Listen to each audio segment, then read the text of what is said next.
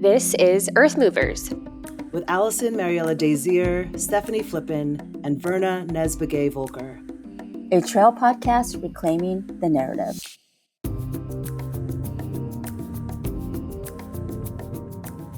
Hello, everyone. Welcome to the Earthmovers podcast, a podcast reclaiming the narrative. I am here with Dora Atim, who really needs no introduction. She is an all-star, all-around incredible person, ultra runner, Nike coach, friend, I hope. Welcome, Dora. Thank you. Yes, definitely a friend. Thank you so much for having me. How are you? I'm doing good. I'm super excited to connect. I remember when we met like super randomly in a hotel lobby. And for me, I was like, could it be? Is this her? Do you remember our meeting? Yeah, do you know what? I always say like the best connections are made like super randomly, like, and least when you least expect it. So yeah, literally in a hotel lobby, and now look at us. Love it. Totally. Hey. Well, let's start at the beginning. Tell me a little bit about who you are and how you started running. Yeah, sure. So I love this question. Do you know what? Running for me started firstly accidentally. Like I never was a sporty person. I didn't do sports as a child. I was active, but yeah, I didn't do any sports. But it was not until around like 18, 19, you start going through the like, oh, my body looks not like everybody else. And you sort of like, what am I doing? And when I was around 19, 20, a friend introduced me to a boxercise class. And, so it was honestly one of those random things. And this is why I'll circle back to like, just try something random. Try out this boxercise class and it was so much fun. Like we had such a good time. And the coach invited us back to train at his actually like boxing session with his boxing community. And I was like, oh, wow, okay. I'm part of something. And we kept going. I wasn't the best, but I trained like 6 times a week with them. And it became less about like training to look good or lose weight or anything like that. For me, it was like, I found so many people from different walks of life and we were all just part of something and it was so much fun. And I was so disciplined. When you're 20, you're sort of like, I want to be out partying, which I was. But yeah, I found like, hold up, you were partying. Outside. I was outside.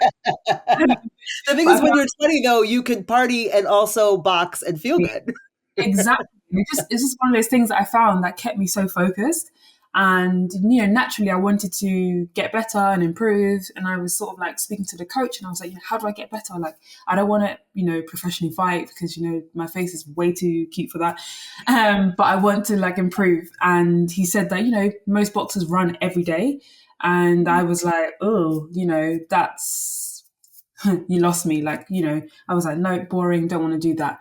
Because, the running that I would consume back then, it was very, skinny white and athletic, lean and professional. And I only knew running from watching London Marathon on TV, so that was my perception of running. So I was like, oh, I don't fit in that. Like, I'm definitely not going to do that. But there was something in me that was sort of like, just try. And again, so I was raving all the time and I love house music. Like house music is such a part of me. And I thought, you know what, let me just try. It could be awful, could be amazing. And I went out, my little iPod Nano, had my house album playing, Sounds of Deep House. You took me back. iPod Nano, and I went for a run and I went for like 10, 15 minutes and it was awful. I hated it. I struggled, but I was listening to my music. So I was like, whatever. I was wearing the wrong sports bra. I was wearing Air Maxes. Like it was honestly chaos. And that was how I got into running. And I thought, let me just keep trying, even though like I feel really bad at this thing. And, I was running at midnight, 1 a.m., not one piece of stranger danger, but I was embarrassed about like being such a beginner at something that all I knew was super athletic and performance oriented. So yeah, that's how I started running. And then one day I was like, I'm going to keep going. I'm going to do 15 minutes, 20 minutes. How far can I run without stopping? Can I listen to this entire album? And then one day I ran for an hour nonstop and my iPod Nano was like, you ran 10 kilometers. And I was like, that's it. I'm a runner. So that was my story into running. Wow. Okay. There's so much there. I love everything you just shared, and there's so many directions I want to go. But I want to start with something actually. You mentioned your body and your super cute face. And I do want to say that you are not only are you not like quote unquote the typical image of a runner, you are also a dark skinned Black woman with short hair in this world. And so I wonder what that means for you showing up in spaces because of colorism and racism and all the things that say Black women shouldn't look like you, and particularly not in running. Like, how has that been for you? Yeah, that's such an interesting one. I think the way I present myself, it's so like, bold and out there. And people are like, oh, how do you have the confidence to do that? And I'm like, well, first of all, I feel like I live in a world where Black women are the bottom of the barrel. So like whatever I do, damned if I do, damned if I don't. So it's like I do whatever I feel good doing. And, there's the whole thing about like beauty norms and like the, campaigns that you see, content you see. And it's all very much like one type of runner or one type of person that you see. And for me, and we'll touch on it, obviously, like that's why like Ultra Black spaces like that was super important because it was like, it's a space for, Black people to just see people they actually can relate to, like, have your natural hair out. We don't have the, 30-inch bust down. Like, we don't need to like present in any way that, society might want you to present in. Just show who you are. Tell me about your group, Ultra Black Runners. Yeah, so Ultra Black started in lockdown. It was not even supposed to be a thing, but it was because I moved out of London very temporarily during lockdown, and I was out of London first of all, so I'm in a super white posh area, and I went for runs every day, and I was sort of like I can either run via the trails or parallel to the highway, which is not cute at all. And I was going through like a really crazy time, like everybody else was, like someone who's hyper visible in the space. I was sort of like, oh, how can I show up? Why should I be showing up? I'm mourning, like everybody else is. But, now I'm faced with Black Lives Matter, George Floyd, Ahmaud Arbery, just coronavirus. Like there was just so much happening. And I didn't know, like people are like, oh, how are we going to get through this? And how do we, and I was like, I can't even tell you how I'm going to show up tomorrow, let alone how I see things rolling out. So I kept running. And then whenever I went for a run, like people would stop me and ask me what I'm doing. And I remember the first time it happened, I was so shocked. Like a man was walking his dog and he stopped me and said, oh, excuse me, took my headphones out. Oh, you okay? He's like, oh, I'm just wondering what you're doing. What? Bro, really? It's one of those just like, you have to pause for a second and literally be like, are you being so for real right now? Bearing in mind, there's other runners who are obviously white, and I don't see you stopping them, asking them what they're doing. So why do you need to stop me and ask them what I'm doing? I didn't want to take it there, but I was like, whatever. And to be honest, it happened first time, I was like, whatever. And then it happened second time, happened third time. And I was sort of like, this is crazy. I've never experienced this in my entire life. Born and raised Londoner, never had to deal with that.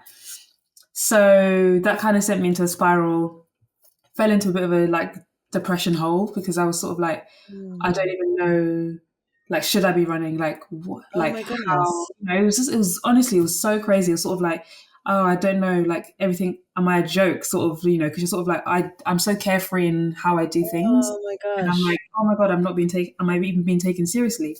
So I went into this whole thing, and it was not until like, thank God for the group chat. And I was just sort of like, I think we should get together and run together so we don't have to deal with people. And all the girlies were like, no. And I was like, oh, damn, that you want us to come out in the forest? No. And I was like, oh God, this is going to be a real thing. And, I was like, whatever, fine. Kept running. I had to run for shorter periods of time before I felt like super anxious again. Now I'm an ultra runner. I can go on forever. I love running. But because of what I was experiencing, after 20, 30 minutes, I was like, oh, I don't feel safe. I don't feel, okay. And I can run through the night without feeling, out of place. But I was just like, oh, in the daylight, people can see me. I want to pause just for 1 second. One, like, I love that I'm able to have these conversations. And I want to shout out our sponsor, Ultra, for making this possible, because I don't think anybody would look at you and say, Dora doesn't feel comfortable, right? Like, of course, I understand it as a Black woman, like existing in this world comes with a lot of discomfort. But that somebody so appearingly self-assured, right? Like you got it going on to sound like somebody from 1995. I don't know why I said that. But yeah, just so happy for this space to be able to have these conversations. And I want to dig in that a little bit more. Did this, like, I don't know, lack of confidence, did it show up in other ways, or was it just in running outside because people perceived that it was not something for you? Yeah, it mainly showed up just in running because, that was the one thing that was keeping me going during this time. And it was honestly just like, I've never felt like this. And I was sort of like questioning everything, even like when people are asking, even like we're doing like, silly run challenges during lockdown. And it's even just stuff like that. Like, oh my gosh, will people trust me with the advice I'm giving? And it was just honestly questioning everything. And it was just because a man decided to ask me what I'm doing. But I think given the context of everything, it kind of just sent me off into, a spiral. But I sort of was like, how can I feel like I belong again? And took it back to what I love. I love raving and love house music. So I told myself, I'm going to go sunrise, no one's going to be out.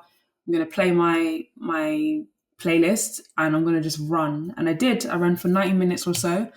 And I remember reaching a part in the forest that was like super open, but like surrounded by like super tall trees, something I'm not used to seeing all the time. And I remember just like sobbing, like crying my eyes out. And it was like, one, because the playlist was absolutely banging. Okay, please send me some playlists. Like, I'm missing out. What? I have got you. And I just felt like such joy, but I also felt joy. I felt like hope. I felt grief. Like there was so many feelings, and it's so crazy when I say this out loud because I'm like, this is all just trail running. And I was like, oh my God. So I'm back to the group chat. I'm like, we are going to pull up and we're running. I don't care what anybody says. It's happening. And I came back to London, got the girls together. There's about 6 of us, all Black women, went for a run in the forest, and it was the best thing ever. The conversations that came after, first of all, we all looked great, skin popping in the sun. And it was the conversations that happened after, like we're all talking about things that we don't have to code switch. We don't have to explain anything to anyone. Everyone just gets it. It's like everyone just knew what it was, and we didn't have to be anybody else but ourselves. And I was like, damn, like this is amazing. If I could bottle this, I wouldn't even sell it because no one deserves it. Like this is ours. And then I posted a picture on Instagram and that was it. It was like, how do we sign up for a membership? And I was like, I don't know. Like, this is not a thing. And that was the birth of Ultra Black Running, yeah. Oh my gosh, I have chills and I see why people want to be around you. I'm like, sign me up. The thing that struck me is that you said it's just trail running, right? And it is. It's like, it's just trail running and it's trail running, right? Like, so tell me, you already tapped into this a bit, but tell me what it's like when you're with your group, like when you get together. Tell me what that experience feels like. Yeah, do you know what? It feels so special. As like we don't meet up as often anymore because we work in sort of like different ways now. But every time we get together, it's just amazing because I think, it doesn't have to be so serious, but also it can be serious at the same time. Like I started boxing and it brought me into the world of running, and then it brought me into trail running. Trail running can unlock some other doors for somebody. You just got to try it out first and see what happens. And I love the storytelling aspect of trail. Like there's just, because it's so like non-linear, like a trail race or a trail run. It's just not like, you can't predict what's going to happen because you're just like, oh, there's, what turn am I going to take? And there's someone who does quite a lot of trail races could not tell you what's going to happen. Like it can go left, it can go right. Like I just don't know.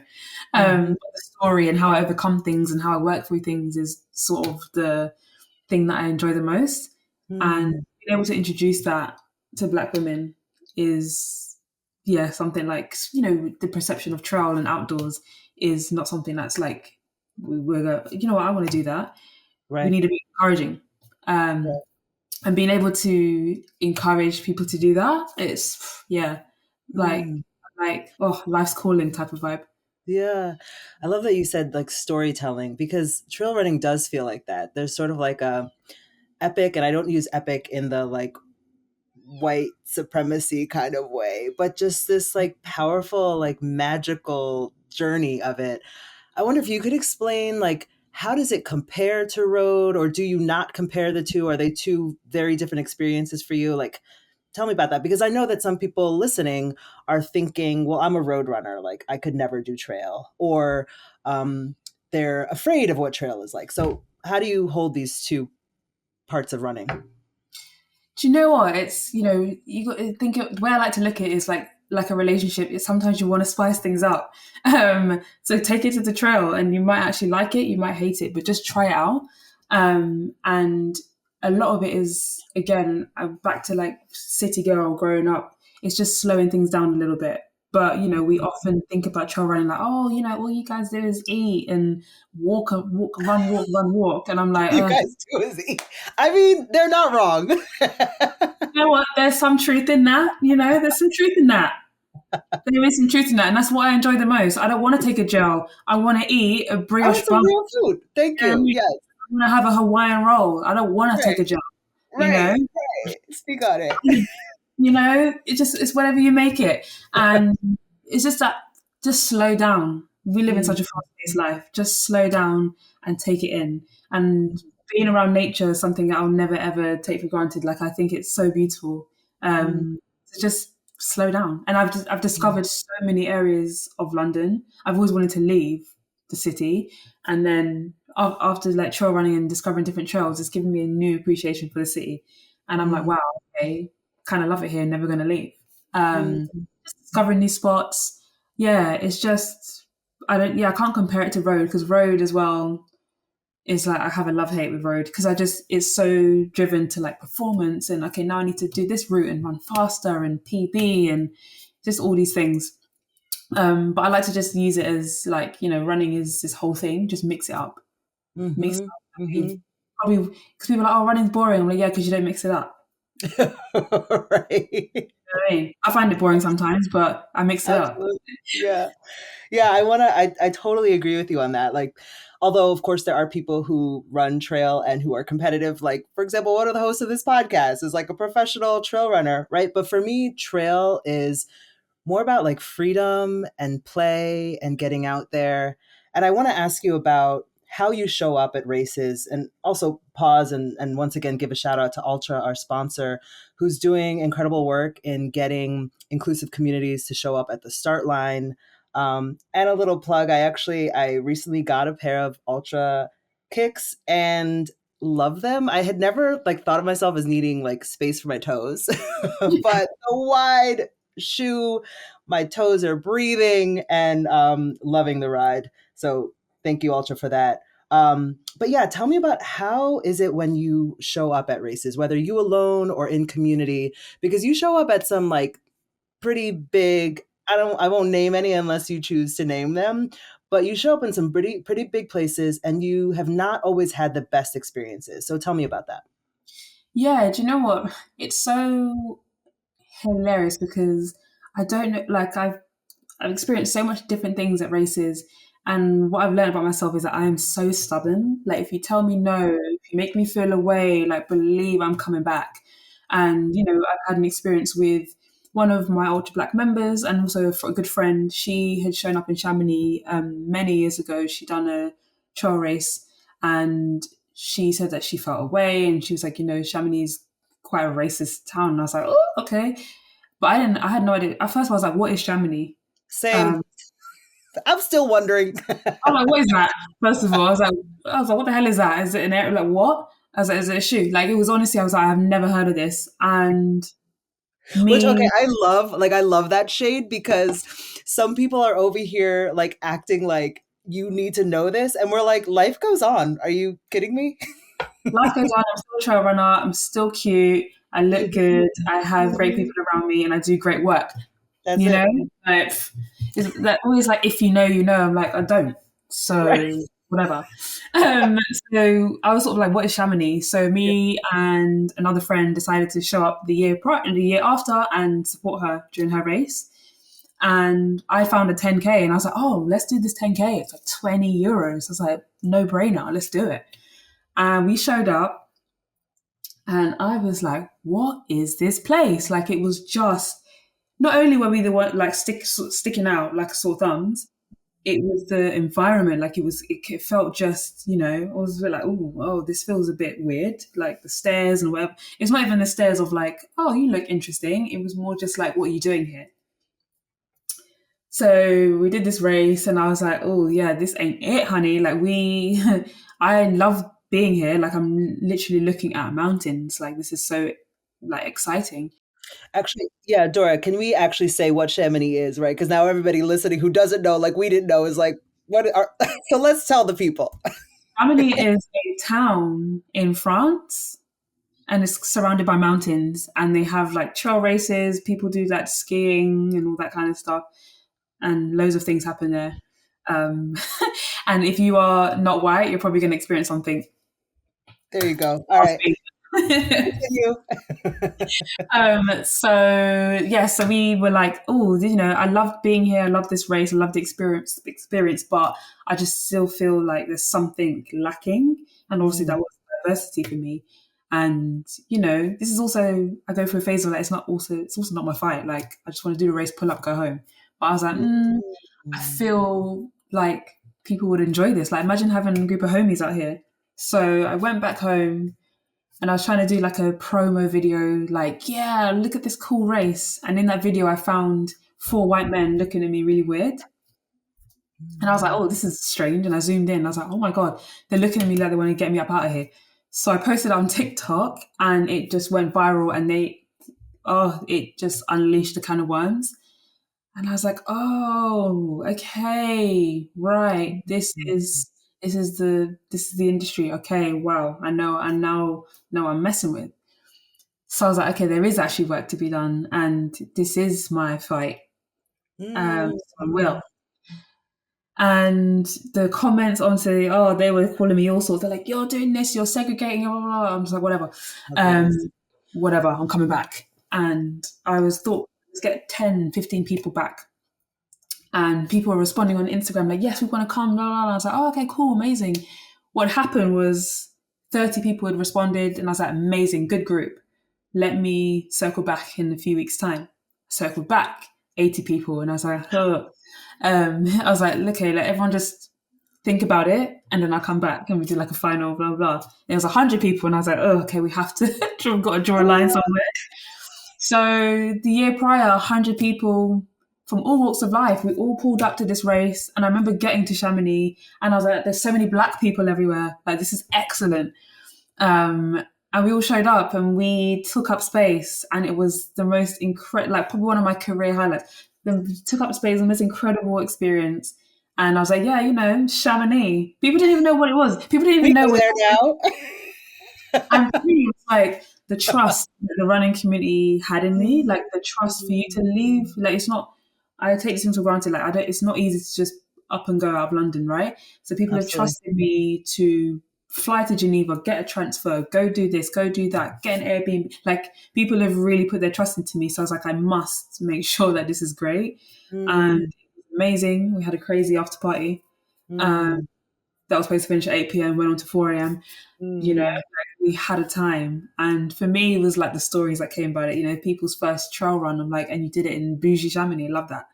And I was like, yeah, this is beautiful. And how do I do this every single year for the rest of my life? Wow. First of all, I would follow you anywhere. Like, you just say where. But second of all, and plus a lot more, so many questions came up. Is this something that you still do? Like, what has come of that? Yeah, so I tried. So that was 2023. And I had done this before. Like, I did a trail race. I worked with a race organizer in the UK who do like loads of trail races around, and they're quite inclusive because they have different distances. Like, they have like short, middle, long, and depending on the area, it's like 6K, 10K, and 22. So like, it was quite nice because you don't really. How do you train for 6K? You don't. So it's sort of like you kind of just have to do it, right? You just got to sign up and hope for the best. So we worked in partnership with them and to bring, just more inclusivity to the trail races. So that was back in 2021. And I was sort of like, oh, I've actually done this before. Wow, forgot about that. You know, I said, okay, let's go back to Chamonix with a bigger group and try to, get in touch with the race organizers and get all that stuff getting off the ground. And it was like radio silence. And I was sort of like, oh, okay, things are busy and we just try. And tried to contact them again and again, nothing. And I was sort of like, surely not. And I remember going on the website and finding the race entries, seeing that there was race entries available. And I was like, okay, perfect. We might have to just book them ourselves. Emailed the race organizer for a third time. I think not even like 20 minutes later, race entries had disappeared from the website. And I was like, I know I'm not going crazy. I know that. So I was like, something crazy is going on. And it was just like fed with such, I was like, I'm not getting a good feeling about this. And I knew who the brand sponsor was at the time. I knew someone who was working with the brand at the time and had told me, oh yeah, it's, they've been told not to work with you again and blah, blah, blah. And I was sort of like, why? Like all I did was make your race popping, like no one even knew what this town was. And now we all know this town made your race look good, giving you all your free content.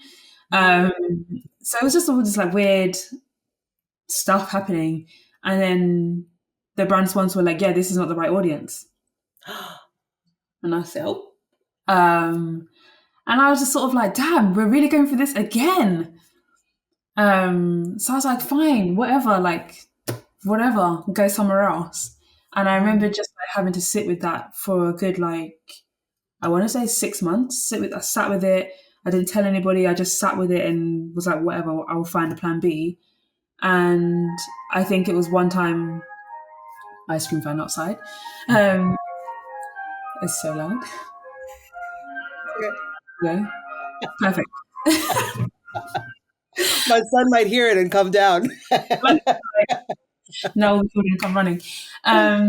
So I just sat with that for months. And then there was one time I was like, this is awful. And, I've created a buzz and like people are asking me what's going on. Are we showing up and do we book our flights and blah, blah, blah. And I was just sort of like, I don't know. And then I was just sort of like, I'm just going to put in a video out and say what. Because I don't want to shield. I feel very protective of the running community. Like I feel like you touch one of them, it's not looking great for you. But I was like, I need to just tell the story because it's killing me. And yeah, this is my truth, I guess. So I told my story and like everyone just came and everyone was so supportive and I just felt like a huge weight had been lifted. I can imagine. And I was like, I don't know where we go from here, but there are 26 letters in the alphabet. If plan A, B, C don't work, you know what I mean? We will make something happen. And then I let that sit for a bit. And I was like, no, I'm going back. I'm taking up space. We're going to book our own race entries in private and not talk about anything online. And we're just going to show up. And we did. And it was incredible. And we did it without asking anybody and saying, oh, can we? And we just showed up, did the race, looked great, had a good time.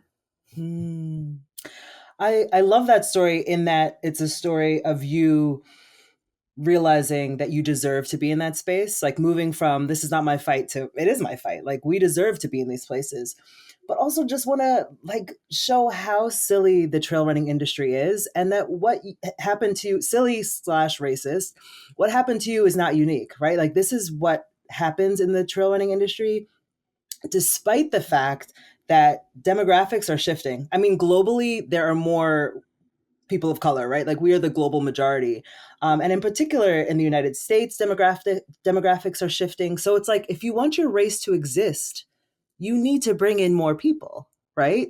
And that I am not like capitalist. I am not a money's person, but just by definition, you need more people. And if we want to take care of these lands, if we want people to appreciate them, we have to give people more opportunity to take up space on them, right? So I know I'm preaching to the choir right now, but just wild to see that happen. For you, what do you hope that your group accomplishes, or what do you hope that your presence accomplishes, if anything, other than like pure joy? Yeah, do you know what? Because I love that question because it's such a sport that brings you so much joy, but people are like, oh, this is the work that you did, the activism that you do. I'm not an activist. Not an activist. I just like to do things and encourage people to do things that they feel is right. If you want to call that activism, that's great, fine. But I just feel like I want people to not, I just be a bit bold, and bold is different for many people. Like I'm not I'm more just like my work will do the talking. Yeah. I like to remain humble. I like to whatever, but let the work do the talking. And I want people to just, realize that they can make change. I never ever saw myself as someone that can, make impact or create change. Like I was a quiet kid, quiet teenager. And now I'm here like, yeah, we're doing this, doing that. So, also just take a chance on yourself. And if you have the right people around you, no one wants to see you fail. So you'll be absolutely fine. You know what I mean? What a powerful message. I'm like, I'm going to go do something right now. Yeah. Oh. I want to switch gears just a little bit because you've mentioned house music and your love of music and getting out. Like, who is Dora when you're not in a movement space? Sitting on the couch watching TV. Really? Eating tiramisu, drinking tea, I love tiramisu, I love tea, I love sitting down and doing nothing. I love staring at the ceiling. It's like my favorite thing to do, just laying down, staring at the ceiling. It's just the best. Okay. I feel the same way. Like, I think for people like us, people who are like public, people imagine that we're living this like wild life. And I'm like, if I'm not doing something public, I'm doing nothing or like trying to do the least amount of stuff, right? Like, honestly, I feel like we wear so many hats all the time and I'm just tired, like I just want to rest sometimes. And it'll just be like, I'll be listening to music or creating playlists or, like I used to have a playlist for every mood. So I had one for my skincare. I had one when I was procrastinating to get out the door for a run. I have 4 songs. And once I saw 4 songs are done, you have to be out that door. Like I just love just doing things while I sat down. You are dropping gems. Did you ever imagine that this would be your life? Never.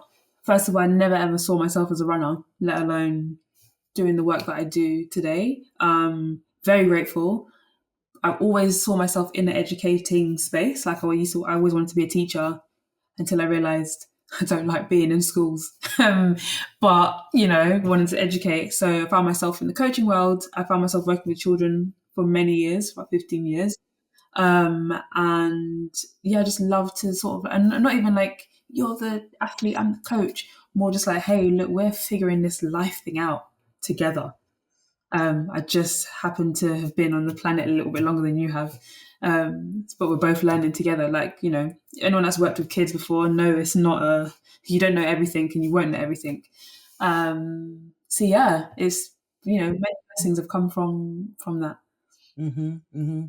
And in the UK, would you say like, are there other folks doing this kind of work? I know there are, and I'd love if you could speak about it, because part of Earthmovers was bringing myself, Verna, Steph together, recognizing that there are a lot of people out there doing the good work, right? Like we've talked about the obstacles, we've talked about how difficult it is, how racist it can be. And yet in times of like hopelessness, always look for the helpers, right? You are absolutely one of those people. And so I'm curious, like, who else is out there in the UK? What is the vibe around this kind of work? You know what? There's so many people doing amazing things. And I think once I launched Ultra Black, it opened a whole new world to me. Like it kind of created a tribe for me, like you have Black trail runners, you have, outrunners. There's honestly, the list is long. And I think one thing that's special about everyone doing these things is that everyone is so open to talking and sharing with one another. Like I know when I go through hardships with race organizers or whatever, Sabrina from Black Trail Runners Shout out Sabrina is one of the first people that I'm swearing in a voice note at, like just one of those people, be unfiltered, this is my problem, and it's sort of like, okay, I'm holding space, I'm listening. Now, what's the solution? And it's those kind of people that I really appreciate, because I'm very solution oriented as well. I'm like, emotions later, but sometimes it's got to be emotions first. But yeah, I think it's beautiful. But I just encourage us to talk more, because I feel like sometimes we can isolate and go through the struggles alone. But a problem shared is a problem halved, as they say. Yeah, absolutely. I think that that's something, again, just not just a message for trail running, but a message that people really need to hear right now, around when things feel helpless, it's community that you tap into, right? And that the information that we have, information is meant to be shared. Information is not meant to be hoarded, right? Like we are meant to develop and create community. There's a question that we ask everybody on this podcast, because the idea of an earth mover is somebody who literally moves the earth, right? Like a mover and a shaker, somebody who changes the narrative. And so I wonder for you, what does being an earth mover mean to you? Wow. The word earth mover is so beautiful. An earth mover to me is someone who is not afraid to, first of all, shake the earth, not in a earthquakey way. Just be unapologetic, stay true to yourself. Like, if you need a minute, take 10. Like, this work is so consuming, and I talk about it. I remember talking to my therapist about being so stressed out about work, because my work is not just, showing up to the office and it's emotion. I get so emotionally attached, and essentially I'm shaking tables. But I'm like, when do I stop shaking a table and create my own? And that's the burden in itself. So for being an earth mover is, being a force. And being a force will open so many other doors, but it's no easy feat, because you get in your head. I get in my head so much, but I have incredible people around me who just allow me to just be Dora, and they're like, okay, cool, this is how we're gonna move forward. Dora, you are absolutely an earth mover. What is next for you? And that could be in the trail for sure, but then also in the world. Yeah, so what's next? So I've been thinking about, so it's 5 years since I've launched Ultra Black. So I kind of have been thinking about, what does that look like for me? And I think I'll tell you what's happened. It's also kind of an exclusive for you guys. So I have decided that I'm kind of bored of the running influencer space vibe. And you know what? It's fine. Come for me, don't come for me. I don't care. I want to create a platform where marginalized people from any walk of life can have access to trails, whether that is you don't have the access to race entries. We can support you with that. You don't even know what kit check is. I didn't know what that was. We're going to help you with that. You don't have access to a coach. We're going to provide you with that. And it's just tapping into the community. Essentially, it's like a trail charity, but it's, for the people, by the people. But the core of it is the storytelling around it.